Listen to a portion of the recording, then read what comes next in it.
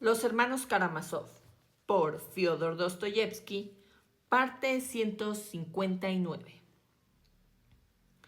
Por entonces sospechaba, y con razón, que ella también se debatía en alguna pugna, que era presa de una extraordinaria indecisión, que tenía algo que resolver y que no conseguía hacerlo, y por eso, con el corazón helado, suponía, y no sin fundamento, que en esos momentos Grushenka sencillamente debía de odiarlo a él y a su pasión. Puede que fuera así, pero él no llegaba a comprender a qué obediencia exactamente le angustiaba de la joven. En definitiva, la cuestión que lo atormentaba se componía únicamente de dos factores. O él, Mitya o Fyodor Pavlovich. Aquí, por cierto, hay que señalar que estaba completamente seguro de que Fyodor Pavlovich le iba a proponer. Si no lo había hecho ya, a Grushenka matrimonio legítimo y que no creía que ni por un momento que el viejo voluptuoso contara con resolver el asunto únicamente con 3,000 rublos. Llegó a esta conclusión porque conocía a Grushenka y su carácter. Por eso en ocasiones creía que todo el sufrimiento de Grushenka y toda su indecisión venían de que ella no sabía a quién elegir y con cuál obtendría más beneficio. Aunque parezca extraño, en aquellos días no se le ocurrió pensar en el inminente regreso de el oficial, es decir, de aquel hombre fatídico en la vida de Grushenka, cuya llegada esperaba ella con tanta agitación y temor. Verdad es que los últimos días Grushenka había guardado silencio al respecto.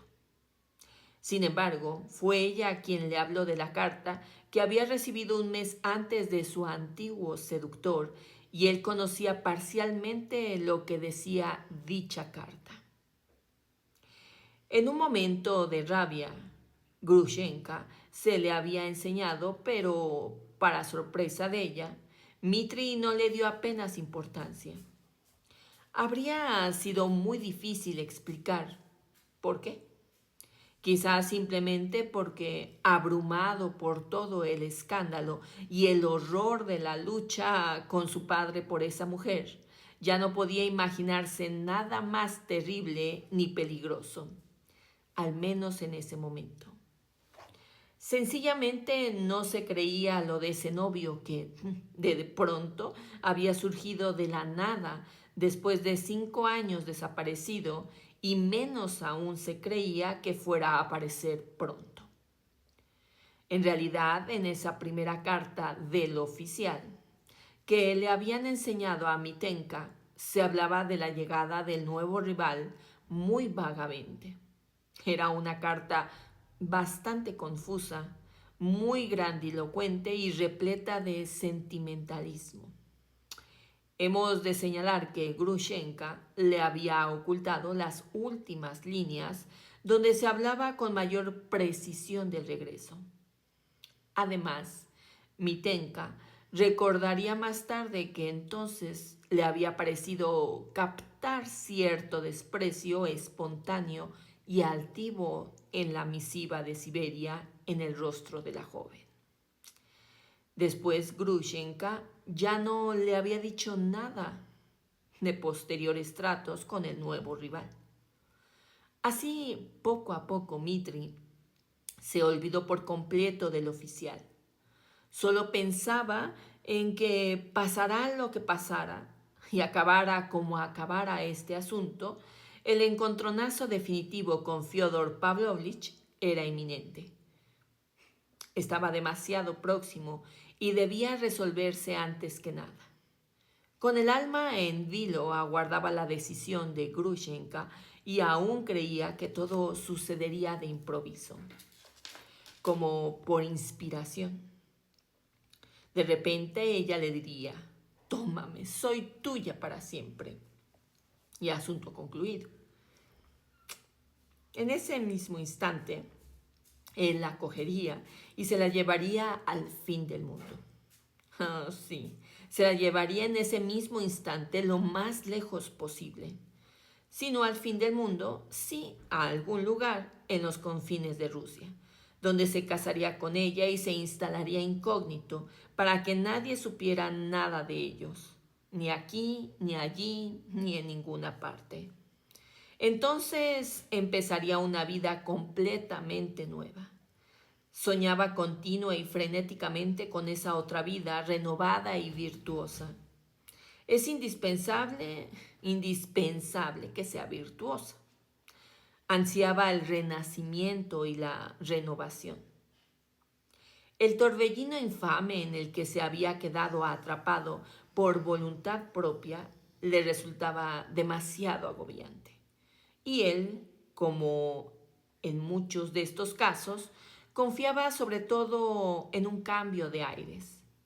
Si no estuviera esta gente, si no fueran estas las circunstancias, si pudiera marcharme de este maldito sitio, todo renacería, todo sería nuevo.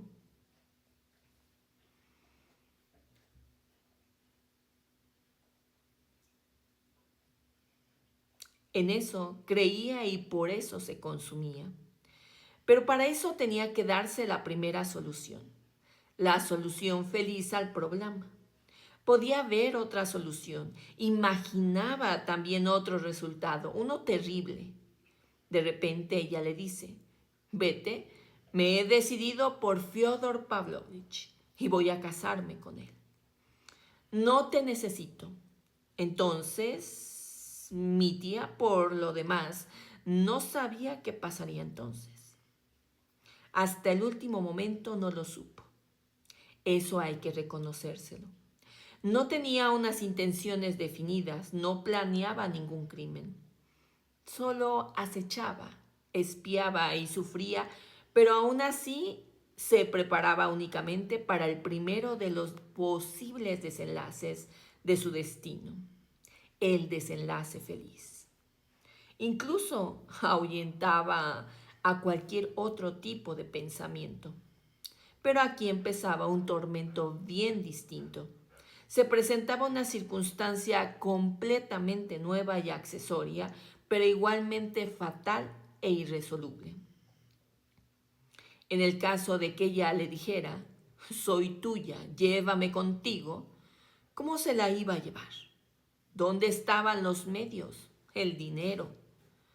Por esas mismas fechas se le agotaron todos los ingresos provenientes de las pequeñas entregas de Fyodor Pavlovich, que hasta entonces, en el curso de tantos años, jamás se había interrumpido.